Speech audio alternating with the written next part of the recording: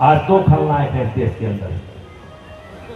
आज इस देश के अंदर दो खलनायक है। मैं जानता हूं मेरी बात ये बहुत गहरी चोट करेगी। पहला खलनायक मुसलमान, जो हमारे दादाजी भी यहां कह रहे थे। हाँ, उनके दृष्टि में केवल मुसलमान बचा है और कोई नहीं। सारी समस्या मुसलमान है, वही है ये। ठीक भैया, आप जिंदाबाद आपका। लेकिन मैं बताना चाहता हूं, पहला खलनायक मुसलमान और दूसरा खलनायक इस समय सबर है, सबर है, सबर सबर सबर सबर सबर सबर।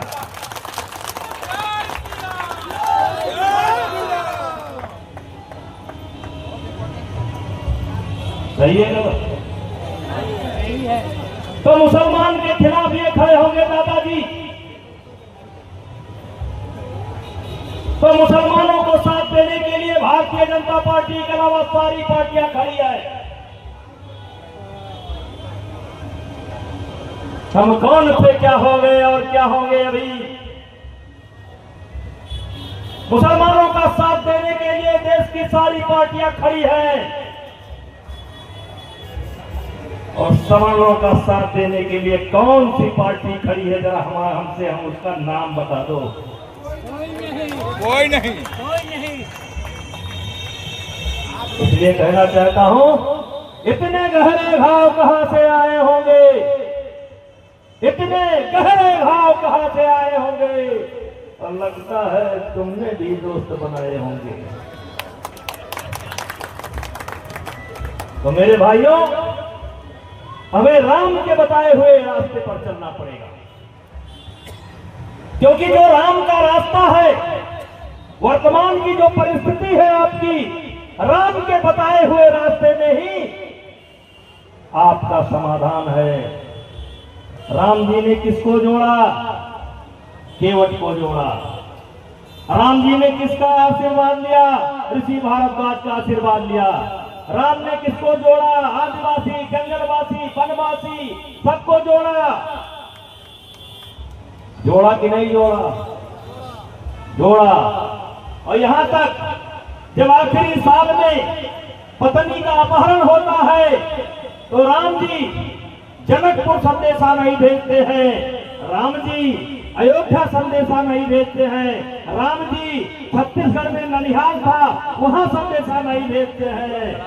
वहीं एक सेना बनाते हैं जो गरीबों की सेना थी, भीलों की सेना थी, गिधराज जटायु के वंश वालों की सेना थी, आदिवासी वनवासी एक सेना बनाते हैं और उसी सेना के बल पर लंका विजय प्राप्त करते हैं। और लंका विजय प्राप्त करने के बाद अयोध्या लौट करके आते हैं और मर्यादा पुरुषोत्तम वो राम। लेकिन जब एक गरीब आदमी सीता जी के चरित्र पर उंगली उठाता है, प्रश्न उठाता है, तो राम जी उस गरीब आदमी की भी इज्जत करते हैं और उसके शंका समाधान करने के लिए वो अपनी पत्नी को त्याग देते हैं, साथ ही लव को त्याग देते हैं, साथ ही कुश को त्याग देते हैं।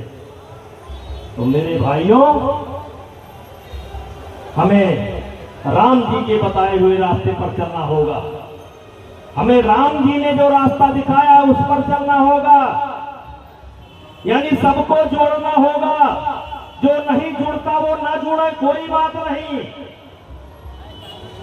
लेकिन जो हमारे साथ चलने के लिए तैयार है उन्हें हमें अपने साथ लेना पड़ेगा, हमें अपने साथ लेना पड़ेगा और साथ ही साथ अपनी कमी को देखना पड़ेगा, अपनी कमी को देखना पड़ेगा। हनुमान चालीसा की आखिरी चौपाई है, बल बुद्धि विद्या देव मोय। हमें सबसे पहले क्या अर्जित करना चाहिए? बल। क्या अर्जित करना चाहिए? बुद्धिया। क्या अर्जित करना चाहिए? बुद्धि। बल बुद्धि विद्या देव मोय हरहु कलेश विकार। ये हरहु कलेश विकार क्या है? जो मेरे अवगुण है, जो मेरे अवगुण है, मेरे दुर्गुण है, उस पर विचार करना चाहिए। और कहीं न कहीं हम मानते हैं कि हमारा समाज इस बात पर ध्यान नहीं दे रहा है। बल बुद्धि विद्या देहु मोहि। सबसे पहले परिवार के मुखिया का क्या काम होना चाहिए? परिवार के मुखिया का पहला काम होना चाहिए, मेरा परिवार कैसे स्वस्थ रहे। उसके लिए दूध का इंतजाम करना पड़ेगा, उसके लिए दही का इंतजाम करना पड़ेगा। हम गांव के लोग हैं, फल खाना